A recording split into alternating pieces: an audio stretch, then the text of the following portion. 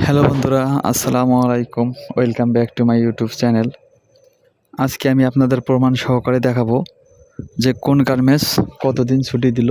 আজকে আমি বেশি কিছু আলোচনা করব না, সরাসরি আপনাদের নিয়ে যাব সেই মূল পয়েন্টে। সেখানে আমরা নিজেরাই আপনারা নিজ চোখে এক নজরে দেখে নিন যে আসলে কোন গার্মেন্টস কতদিন ছুটি দিল। আসলে কি কোনো গার্মেন্টস 5 দিনের বেশি ছুটি দিল কি না, বা 5 দিন দিল কি না, এই বিষয়টা আপনারা ভালো করে খেয়াল করে দেখে নেন। তাহলে চলুন আপনাদের নিয়ে যাই সরাসরি সেখানে। শুরুতে আমি দেখাচ্ছি যেখানে আমি ফ্যাক্টরিতে আছি, তার পাশেই কিন্তু সেই ফ্যাক্টরিতে ডিবিএল গ্রুপ, তারা কিন্তু 5 দিন ছুটি চেয়েছিল শ্রমিকরা, কিন্তু তারা কিন্তু 3 দিনের নোটিশ লাগাইছে। তারপরে হচ্ছে ডিকো লিমিটেড নরসিংপুরে, এখানেও কিন্তু তারা 3 দিনের নোটিশ লাগিয়েছে।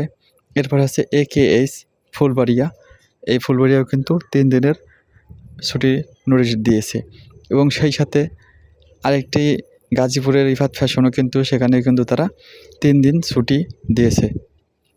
এখানে কিন্তু কোনো গার্মেন্টসে কিন্তু আমরা 5 দিনের ছুটি দেখলাম না।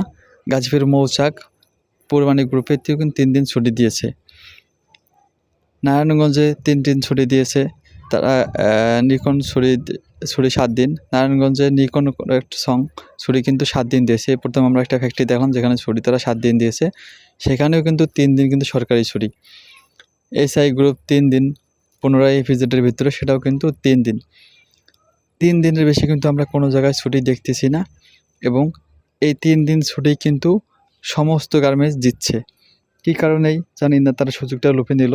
সরকার যে 5 দিন সরকারি ছুটি ঘোষণা করছিল, সরকার যদি সেই ছুটিটা প্রজ্ঞাপন আকার জারি করত সমস্ত কলকারখানা প্রতিষ্ঠান, তাহলে কিন্তু আমরা গার্মেন্টস শ্রমিকরা 5 দিনের ছুটিটা অবশ্যই অনায়াসে পেয়ে যেতাম।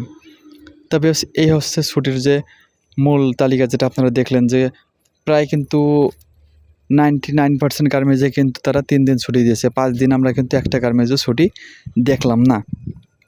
এই হচ্ছে আজকের মূল বিস্তারিত আলোচনা। আর আমার ভিডিওগুলো যদি আপনাদের ভালো লাগে তাহলে অবশ্যই কিন্তু একটা লাইক দেবেন, এবং সেই সাথে আমার চ্যানেলটা সাবস্ক্রাইব করে কিন্তু আমার পাশে থাকবেন। কেননা আপনাদের ভালোবাসায় কিন্তু আমার নতুন নতুন ভিডিও বানাতে অনুপ্রেরণা যোগায়। সবাইকে ধন্যবাদ জানিয়ে বিদায় নিচ্ছি আমি। আল্লাহ হাফেজ, দেখা হবে নতুন কোনো ভিডিওতে।